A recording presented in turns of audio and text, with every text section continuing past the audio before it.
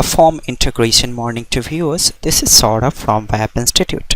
In this whole video we are going to achieve that how to create a submit button using HTML language. So let's achieve in Hindi language. Guys, हम web design के respect में HTML language के chapters को contain कर रहे हैं, जिसमें आज हमें सबमिट बटन के बारे में पढ़ना है. गाइज, सबमिट बटन फॉर्म का सबसे इम्पॉर्टेंट हिस्सा होता है.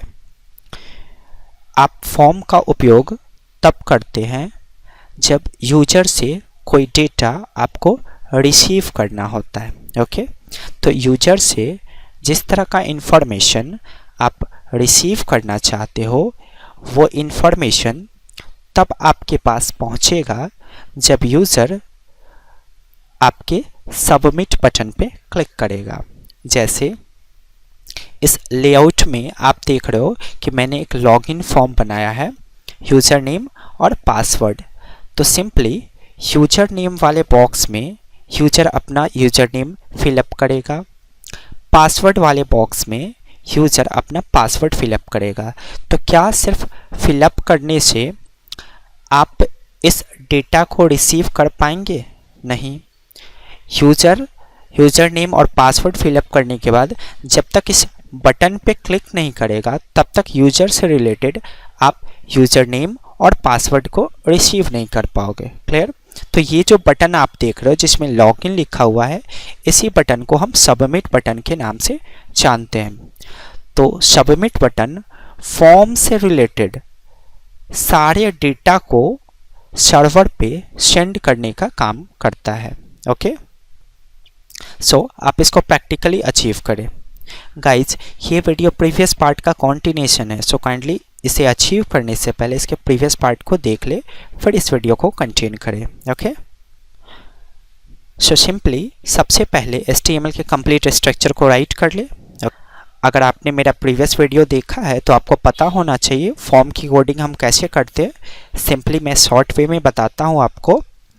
फॉर्म से रिलेटेड कोडिंग करने के लिए आप शुरू करते हो फॉर्म की बॉडी. इसका मतलब हमने यहाँ फॉर्म की बॉडी शुरू की और यहाँ फॉर्म की बॉडी एंड कर ली. क्लियर? तो इसका मतलब है हमने फॉर्म की कोडिंग शुरू की और फॉर्म की कोडिंग ख़त्म कर दी.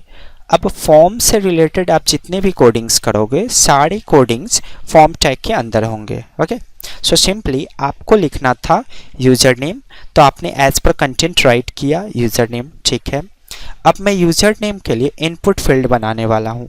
अब इनपुट फील्ड क्या होता है इसको समझने के लिए आपको मेरे प्रीवियस वीडियो को देखना होगा. ओके, सो मैं चाहता हूँ यूज़र नेम के लिए जो इनपुट फील्ड है वो अगले लाइन से आए.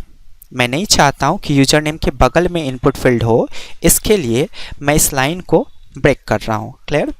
सिंपली इनपुट फील्ड बनाने के लिए आप शुरू करोगे इनपुट टैग. टाइप एट्रीब्यूट की मदद से आप बताओगे कि यूजर से आप किस प्रकार का डेटा रिसीव करना चाहते हो.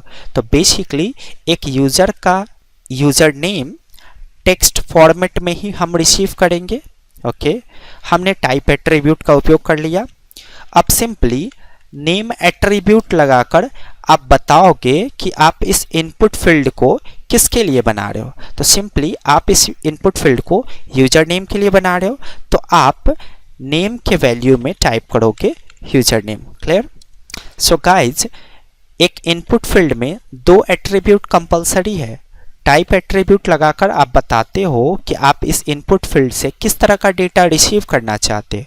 वो डेटा कुछ भी हो सकता है. वो यूज़र का डेट ऑफ बर्थ हो सकता है, वो यूज़र का जेंडर हो सकता है, वो यूज़र का टेक्स्ट हो सकता है, या वो यूज़र का कोई नंबर हो सकता है. तो जब भी आप टेक्स्ट से रिलेटेड डेटा रिसीव करना चाहो तो आप टाइप एट्रीब्यूट का वैल्यू डिफाइन करोगे टेक्स्ट. ओके, नेम एट्रीब्यूट पास करके हम बताते हैं कि इस इनपुट फील्ड को आप किसके लिए बना रहे हो. तो सिंपली इस इनपुट फील्ड को आप बना रहे हो यूज़र नेम के लिए, तो आप यहाँ पे राइट करोगे यूज़र नेम. अगर आप इस इनपुट फील्ड को फर्स्ट नेम के लिए बना रहे होते तो आप यहाँ पे लिखते फर्स्ट नेम. ओके, अब मैं चाहता हूँ पासवर्ड जो मैं राइट करूँ वो अगले लाइन से शुरू हो, इसलिए मैंने इस लाइन को ब्रेक कर लिया। एज पर कंटेंट हमने राइट किया पासवर्ड, फिर मैं इस लाइन को ब्रेक कर रहा हूँ ताकि पासवर्ड के लिए बॉक्स मैं नीचे से बना सकूँ।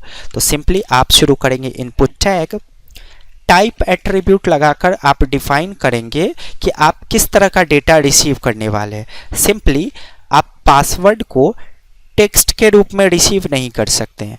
टेक्स्ट के रूप में अगर आपने रिसीव किया तो इस तरह से कुछ पासवर्ड रिसीव होगा, लेकिन अगर आपने पासवर्ड के रूप में रिसीव किया तो ये डेटा इस तरह से रिसीव होगा। क्लियर? तो आप हमेशा ध्यान देते होंगे कि जब भी हम पासवर्ड फिलअप करते तो इस तरह का डेटा हमें इंडिकेट होता है। तो अगर आप चाहते हो कि आपके इनपुट फील्ड में टाइप किया हुआ डेटा इस तरह का नजर आए तो सिंपली आप टाइप एट्रीब्यूट के वैल्यू में डिफाइन करोगे पासवर्ड। क्लियर? अब एक और एट्रीब्यूट नेम, नेम की वजह से आप बताते हो कि इस इनपुट फील्ड को आप किसके लिए बना रहे हो, तो सिंपली आप बना रहे हो पासवर्ड के लिए। तो आप क्या करोगे, नेम एट्रीब्यूट का वैल्यू डिफाइन करोगे पासवर्ड। क्लियर? अब मैं सबमिट बटन बनाने वाला हूं, तो मैं चाहता हूं सबमिट बटन अगले लाइन से शुरू हो, इसलिए मैंने ब्रेक टैग का उपयोग किया। सबमिट बटन बनाने के लिए सिंपली आप शुरू करोगे इनपुट टैग को और टाइप एट्रीब्यूट का वैल्यू डिफाइन करोगे सबमिट। इतना डिफाइन करने का मतलब ही हो गया कि ये इनपुट फील्ड इन सारे डेटाओं को सर्वर पे सेंड करने का काम करेगा। क्लियर? अब इनपुट याद रखें, जब भी हम सबमिट बटन बनाते हैं उसमें नेम एट्रीब्यूट का उपयोग नहीं किया जाता है। क्लियर? तो आप चाहते हो कि सबमिट बटन जो बने उस सबमिट बटन के टेक्स्ट के रूप में मैं लिखूं लॉगिन, तो आप वैल्यू एट्रीब्यूट लगाकर उसके वैल्यू में डिफाइन करोगे लॉगिन। ओके, अब आप इसको सेव करके रन करके चेक करें कि आपने किस तरह का डॉक्यूमेंटेशन तैयार किया है। यस, हमने एक लॉगिन फॉर्म तैयार किया है, यूजर ने लॉगिन किया, अपना यूजर नेम और पासवर्ड इनपुट करके। आप ध्यान दें गाइस, पासवर्ड डॉट फॉर्मेट में दिख रहा है क्योंकि हमने कोडिंग करते वक्त इनपुट टाइप में वैल्यू पासवर्ड डिफाइन किया। अगर मैं टेक्स्ट डिफाइन कर दूं तो यहाँ पे जैसे सौरभ कुमार नजर आ रहा है वो ऐसे ही नजर आएंगे। ठीक है, अब हम एक्सपेक्ट करते हैं कि यूजर ने जो यूजर नेम और पासवर्ड इनपुट किया है वो मैं अपने सर्वर पे रिसीव करूं, तो उसके लिए हमें सबमिट बटन बनाना था जिसको हमने बनाया है। अब आप ध्यान से देखिए, जब मैं सबमिट बटन पे क्लिक करूंगा तो क्या होगा, तो जैसे ही मैं सबमिट बटन पे क्लिक कर रहा हूं यूजर से टाइप किया गया यूजर नेम और पासवर्ड हमारे सर्वर पे रिसीव हो जाएंगे। Clear guys? जब भी हम यूजर से कोई डेटा लेते हैं तो वो डेटा हमारे ब्राउज़र के एड्रेस बार के द्वारा हमारे पास रिसीव होते हैं। क्लियर? अब ये हमारे ब्राउज़र के विंडो में दिखते हैं, मीन्स हमारा यूजर नेम हमें दिख रहा है, मीन्स हमारा पासवर्ड हमें दिख रहा है। तो ये इनविजिबल हमें करना होता है क्योंकि कोई भी हैकर्स अगर चाहे तो आसानी से इस डेटा को हैक कर सकता है। क्लियर? तो ये सब हम लोग PHP लैंग्वेज में करते हैं कि आप इसको इनविजिबल कैसे बनाओगे, आप कैसे फॉर्म से रिलेटेड डेटा को हाइड करोगे, ये सब चीज़ हम लोग PHP लैंग्वेज में सीखेंगे। ओके, सो काइंडली मेरे टीचिंग एक्सपीरियंस को प्रमोट करें, मेरे चैनल्स को सब्सक्राइब करना ना भूलें और मेरे वीडियोज़ को अपने फ्रेंड्स में शेयर करें।